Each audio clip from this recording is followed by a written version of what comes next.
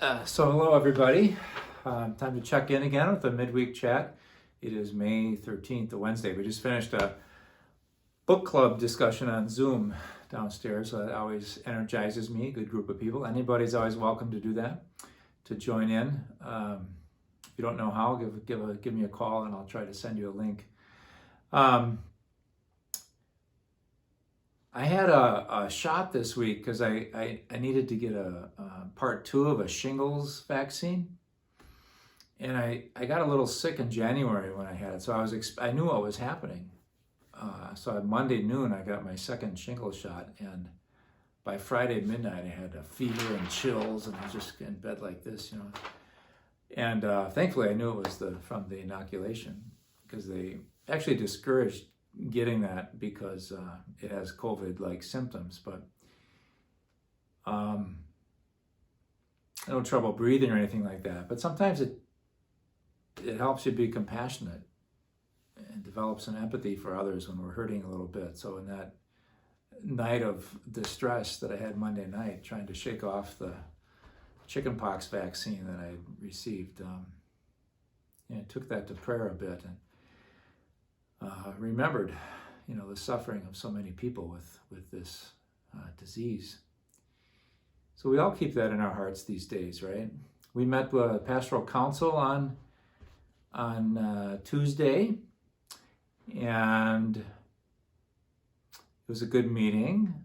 We're reading a book about starting with Jesus. It's called Start with Jesus, and that really our relationship with Christ has to be foundational and part of everything that we do in a parish. And it's good to see the council kind of embracing that.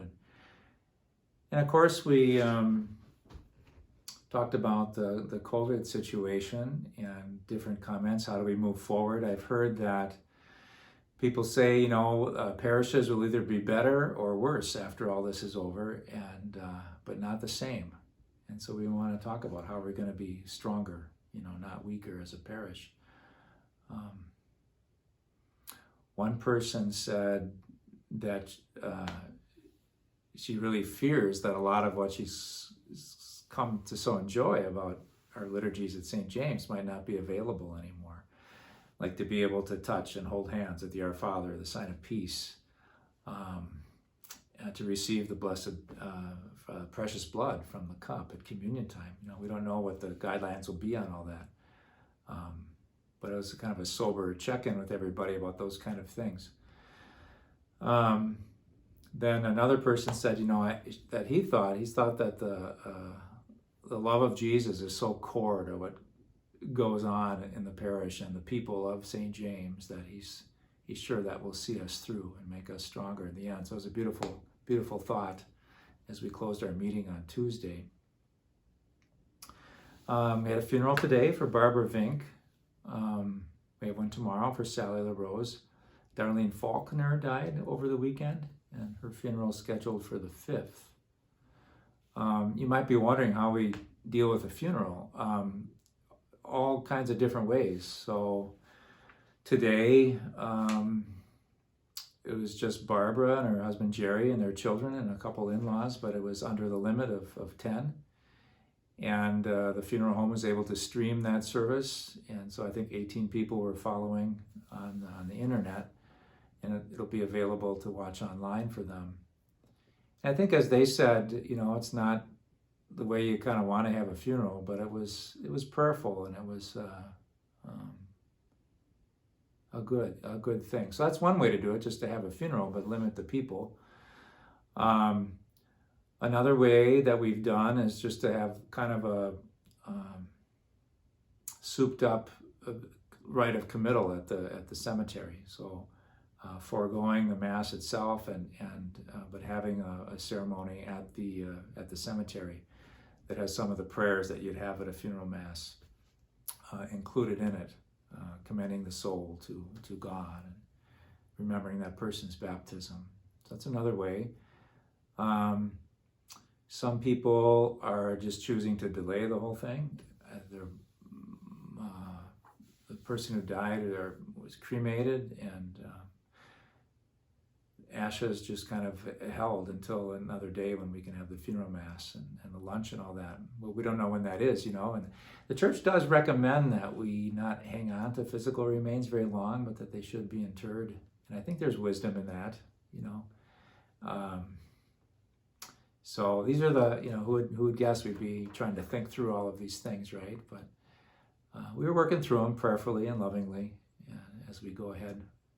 I watched a webinar today about liturgy and how we celebrate the Mass, and especially in these transition times when the churches do begin to start opening up, and how important it'll be for us to communicate to everybody what to expect, and things probably will look different. There'll have to be spacing. We don't know how many people will be allowed in.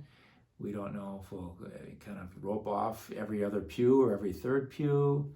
Families can certainly sit together, but if not families, 6 feet apart, how communion distribution will be,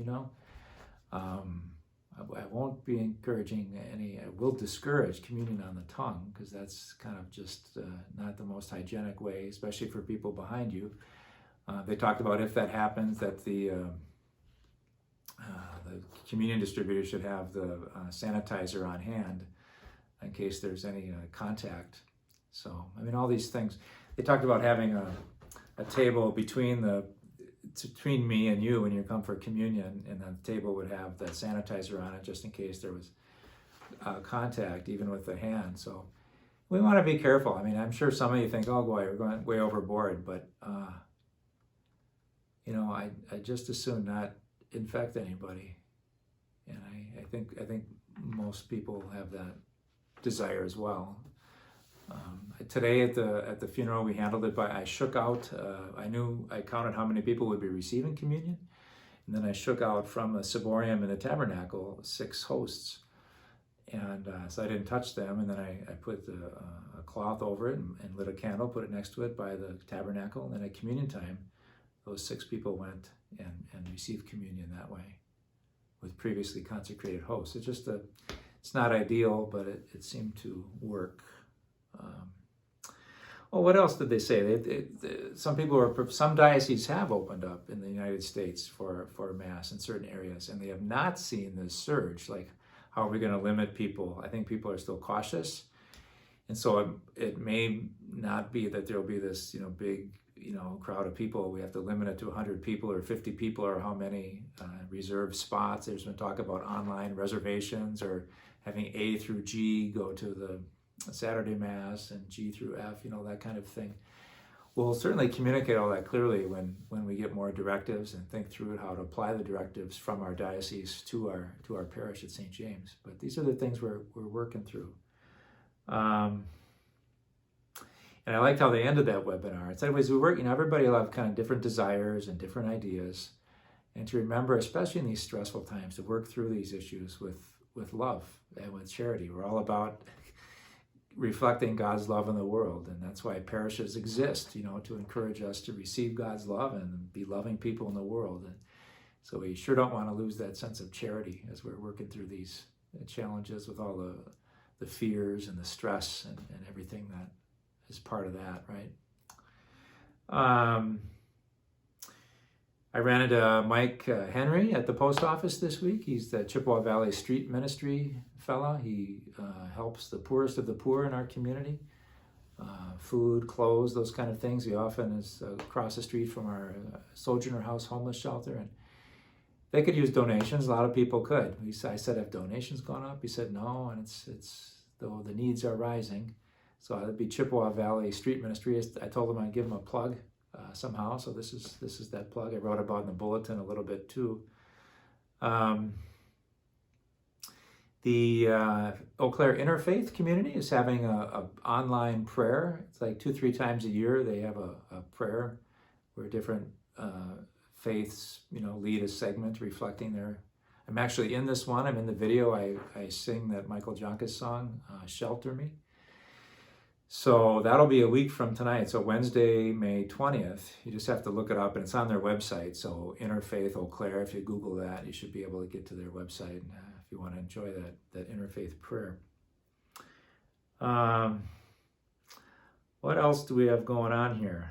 Still working through things like First Communion, Confirmation. Church is open if you want to come and pray 9 to 5 on weekdays. Continued thanks to Don Byrne and Landon Cerny for keeping those videos streaming of our weekend mass. Mary Kolstad's putting up worship aids and arranging all that for us on that you can get through our website.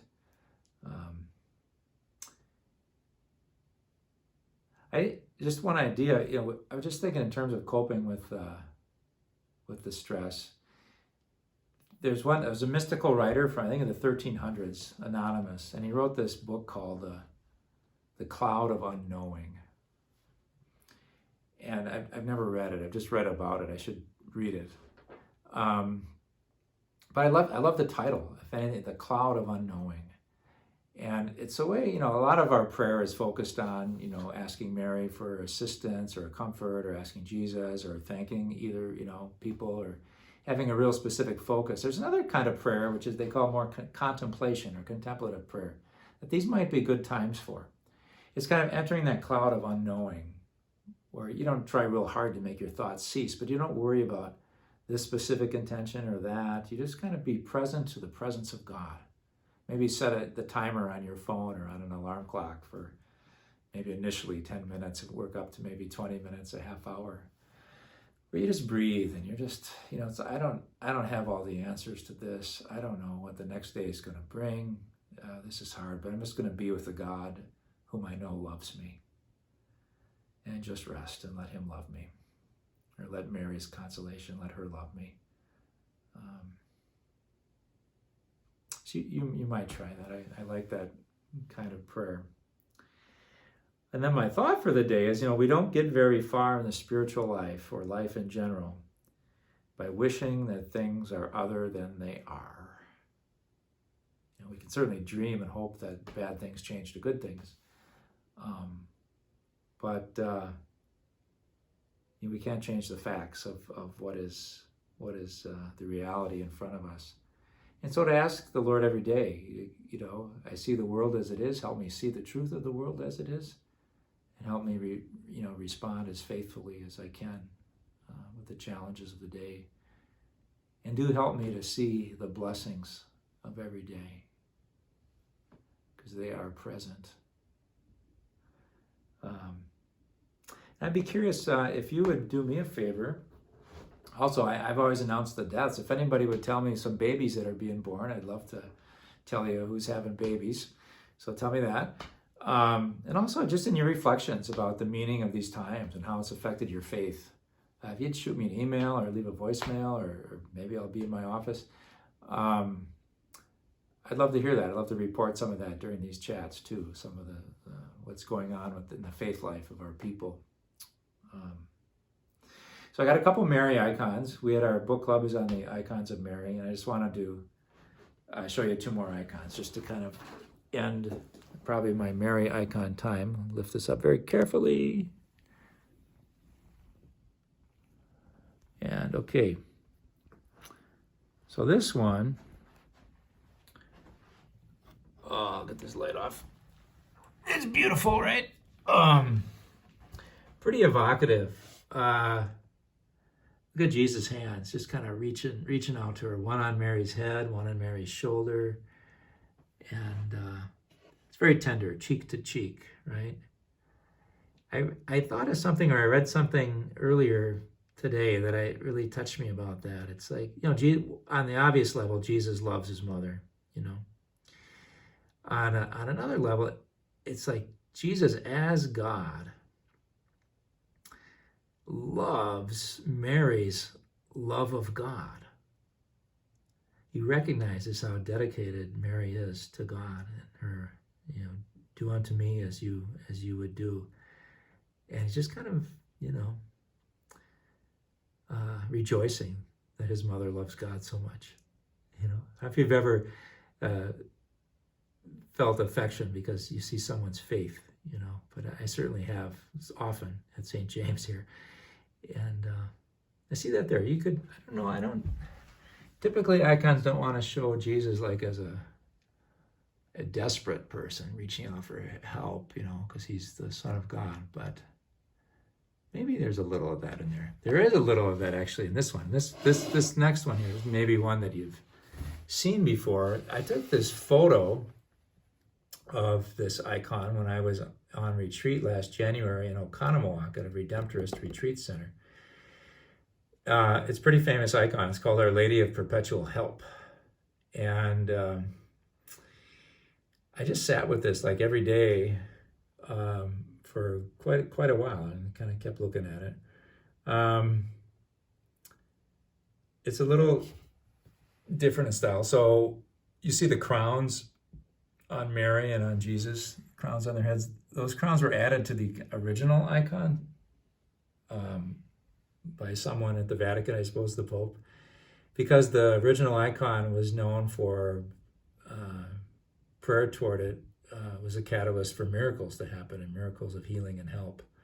And so it's called Our Lady of Perpetual Help, and it was honored with those crowns that way.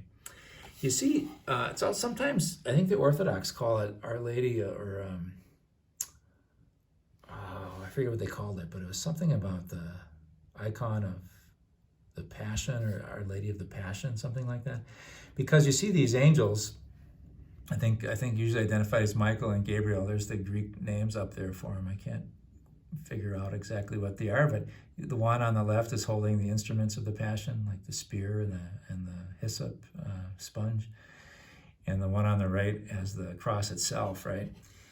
So it's kind of like Jesus is seeing what's ahead in his life, the Passion, and he is, I don't know, is he worried about that in his human nature? Is he just kind of taking it in?